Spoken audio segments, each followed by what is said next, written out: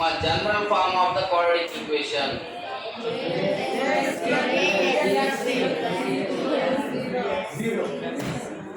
General form of the quadratic equation.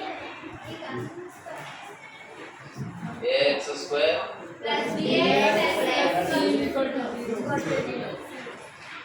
దీనికి ఎన్ని roots ఉంటాయమ్మా? 2. ఎందుకంటే దీనికి డిగ్రీ ఎంత? వేరియబుల్ పవర్ 2 ఉంది కాబట్టి దీనికి డిగ్రీ హైయెస్ట్ పవర్ 2 ఉంది కాబట్టి వేరియబుల్కి సెకండ్ డిగ్రీ పాలినామిల్ ఇది కాబట్టి దీనికి జీరోస్ లేదా సొల్యూషన్స్ 2 ఉంటాయి. ఆ 2 దీనికి ఏముంటాయో చూడండి అమ్మా. ఇప్పుడు ఎక్స్కి ఫార్ములా డిరైవ్ చేస్తాను, ఎలా చూడండి. ఇది చేయడం ద్వారా మనం next method of completing square ఎలా చేయాలో మీకు అర్థమవుతుంది. ఫస్ట్ ఇచ్చిన ఈక్వేషన్ తీసుకోండి అమ్మా. ఓకేనా? A x square plus b x plus c equal to 0. First స్టెప్లో నేను ఏం చేస్తానంటే ఇక్కడ ఎక్స్ స్క్వేర్ కోఎఫిషియంట్ ఎంత అమ్మా? ఎక్స్ స్క్వేర్ కోఎఫిషియంట్ ఎంత? ఏ. ఎక్స్ స్క్వేర్ కోఎఫిషియంట్ ఏ ఉంది అక్కడ. ఏ ఉంది కాబట్టి ఈక్వేషన్ మొత్తాన్ని ఏతో డివిజన్ చేస్తా. డివైడింగ్ బై ఏ అంటే ఏతో డివిజన్ చేస్తా ఈక్వేషన్ మొత్తాన్ని. ఈక్వేషన్ మొత్తాన్ని ఏతో డివిజన్ చేయడం అంటే ఏమైంది? A x square plus b x plus c మొత్తాన్ని ఏతో డివిజన్ చేస్తారు. ఇది కూడా ఏమైంది? 0 బై ఏ. అంతేనా కదా? అంతే కదా? లెఫ్ట్ సైడ్ ఎల్ఐఎస్ఎస్ మొత్తాన్ని ఏతో డివిజన్, ఆర్ఎస్ఎస్ ఏతో. ఇప్పుడు ఏతో డివిజన్ చేసిన ఇందులో ఉన్న ప్రతి టర్మ్ ని డివిజన్ చేయాలా లేదా? ఏఎక్స్ స్క్వేర్ ని ఏతో డివిజన్ చేయాలి ప్లస్ బిఎక్స్ ని ఏతో డివిజన్ చేయాలి, సి ని ఏతో డివిజన్ చేయాలి. 0 బై ఏ అంటే ఎంత? 0. అర్థమైనమ్మా ఈ స్టెప్ అన్నట్టు. ఇప్పుడు ఏ ఏమైపోతాం? ఏ మిగిలిందమ్మా? ఎక్స్ ప్లస్ ఇక్కడ దీన్ని నేను b x by a b by a into x అని రాయచ్చా? రాయకూడదు. Plus c by a is equals to 0. అమ్మ ఇంతవరకు అర్థమైనా? అంటే నేను ఏం చేశాను చెప్పండి. ఇచ్చిన ఈక్వేషన్కి ఎక్స్ స్క్వేర్ కోఎఫిషియంట్ ఏ ఉంటే ఇప్పుడు నేను ఎక్స్ స్క్వేర్ కోఎఫిషియంట్ ఏం చేసేసాను? 1 వచ్చినట్టు చేశాను. ఆ 1 రావాలంటే ఏం చేయాలి? ఎక్స్ స్క్వేర్ కోఎఫిషియంట్ ఏ ఉంది కాబట్టి ఈక్వేషన్ మొత్తాన్ని ఏదో డివిజన్ చేశాను. మీకు తర్వాత ఏవో లెక్కల్లో ఎక్స్ స్క్వేర్ కోఎఫిషియంట్ 2 ఉందనుకోండి, ఈక్వేషన్ మొత్తాన్ని 2తో డివిజన్ చేయాలి. ఎక్స్ స్క్వేర్ కోఎఫిషియంట్ 3 ఉందనుకోండి, ఈక్వేషన్ మొత్తాన్ని 3తో డివిజన్ చేయాలి. ఎక్స్ స్క్వేర్ కోఎఫిషియంట్ 5 ఉందనుకోండి, ఈక్వేషన్ మొత్తాన్ని 5తో. అర్థమైనా? అర్థం కాదు. ఇప్పుడు ఇది ఫస్ట్ స్టెప్. సెకండ్ స్టెప్లో ఏం చేయాలంటే ఈ కాన్స్టెంట్ అని పంపించడం. X square plus b by a into x is equals to ఈ ప్లస్ సి బై అంటే వెళ్తే సి బై ఏ ప్లస్ ఉంది అంటే వెళ్తే మైనస్ సి బై. ఇప్పుడు నేనేం చేస్తానంటే రెండు వైపులా b by 2a whole square add చేస్తాను. ఏం యాడ్ చేస్తాను? B by 2a whole square. Sir b by 2a whole స్క్వేర్నే ఎందుకు యాడ్ చేయాలి, ఎందుకు యాడ్ చేయాలన్నది మీకు తర్వాత చెప్తా. ముందు యాడ్ చేస్తా చూడండి. By adding b by 2a whole square on both sides. రెండు వైపులా ఏ యాడ్ చేస్తానమ్మా? b by 2a whole square add చేస్తాను. కాబట్టి యాడ్ చేస్తాను చూడండి. X square plus b by a into x. ఇది యాడ్ చేసి ఇక్కడ ఉన్న రాశాను. ఇప్పుడు ఏం యాడ్ చేస్తున్నాను? ప్లస్ యాడింగ్ కాబట్టి plus b by 2a whole square is equals ఇదేముందమ్మా? మైనస్ సి బై ఏ ఉంది. దీనికి కూడా యాడ్ చేయాలి plus b by 2a whole square. అంటే రెండు వైపులా యాడ్ చేశానా లేదా చెప్పండి? యాడ్ చేశాను కదా. యాడ్ చేయడం వల్ల ఏం జరుగుతుంది అంటే ఇది చూస్తే మీరు ఇది ఒక ఫార్ములాలో ఉంది, అబ్జర్వ్ చేయండి. ఇది ఎక్స్ స్క్వేర్ లాగా ఉంది, ఇది వై స్క్వేర్ లాగా ఉంది, మధ్యలో 2ab టర్మ్ లాగా 2xy టర్మ్ లాగా ఉందా లేదా? ఎక్స్ స్క్వేర్ టర్మ్ లాగా ఉంది, ఇది వై స్క్వేర్ టర్మ్ లాగా, మధ్యలో 2xy టర్మ్ లాగా ఉంది. దాన్ని అంటే అప్పుడు ఏ formula a plus b whole square కానీ లేదా x plus y whole square లాగా ఉందా లేదా? ఇప్పుడు దీన్ని నేను ఏం చేస్తానో చూడండి జాగ్రత్తగా. ఇప్పుడు రాయబోయే స్టెప్ ఇంపార్టెంట్ అమ్మా. కనిపిస్తుంది కదా మనకి ఎక్స్ స్క్వేర్ ప్లస్ తర్వాత మధ్యలో టర్మ్ రాయట్లా, ముందు ఇది ఇంకొకటి రాస్తాను. ఏంటమ్మా? B by 2a whole square. B by 2a whole square. చూడమ్మా మధ్యలో టర్మ్ నేను మీకు చెప్పాను నేను already. X square plus y square. మధ్యలో టర్మ్ ఏంది? 2xy కదా. 2 ఇంటూ ఎక్స్ అంటే ఇక్కడ ఏముంది? ఎక్స్ అంటే ఇక్కడ కూడా ఎక్స్. వై ప్లేస్లో ఏముంది? బి బై 2a ఉంది. హోల్ స్క్వేర్ వచ్చింది ఇంకా రాదు అమ్మా. ఇది చూడండి, ఇది ఎక్స్ స్క్వేర్ లాగా ఉంది, ఇది వై స్క్వేర్. వై అంటే ఈ బ్రాకెట్లో దొరకే కాబట్టి 2xy అంతేనా? ఒకసారి చెక్ చేయండి. ఇక్కడ నేను మధ్యలో రాసిన టర్మ్ ఇది ఒకటేనా కాదు?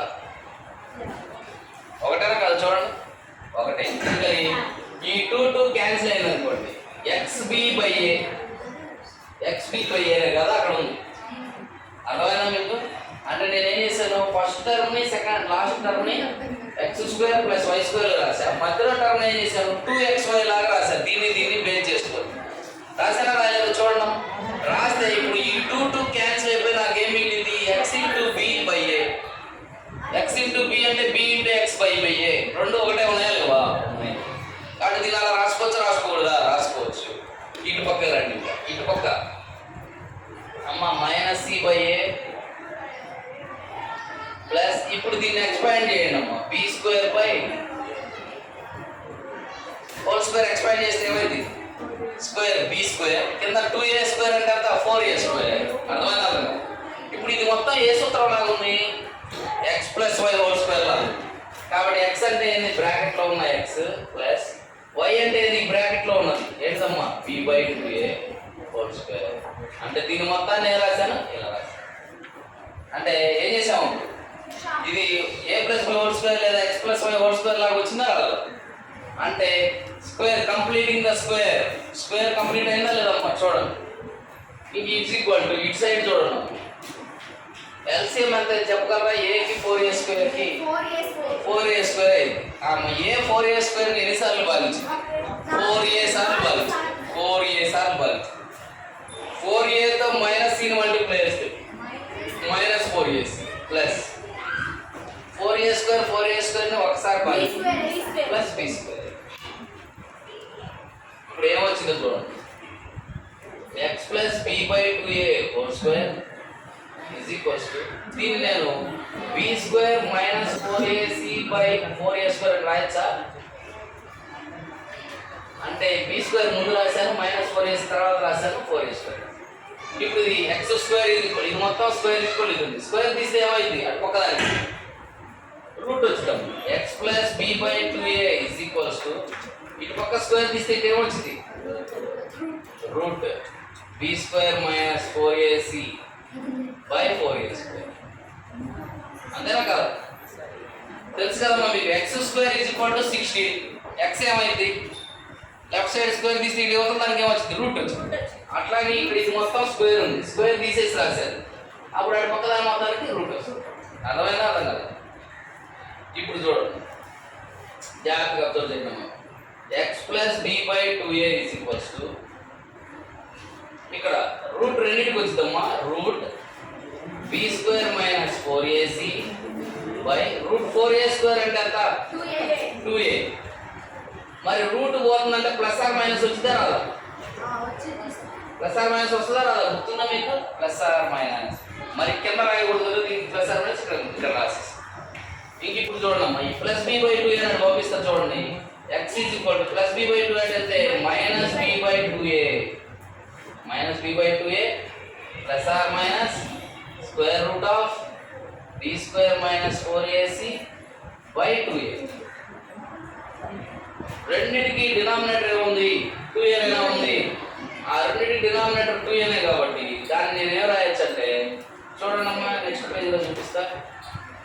x రెండింటికి ఎల్సిఎం ఎంత అయింది, 2a. ఓకేనా? 2a చూడండి. ఇంక ఇక్కడ ఏం మిగిలింది, -b. అటుపక్క ఏముంది, √b² - 4. మధ్యలో ఏమొచ్చింది, +or-. అంతే కదమ్మా? కాబట్టి ఏమొచ్చింది, -b +or-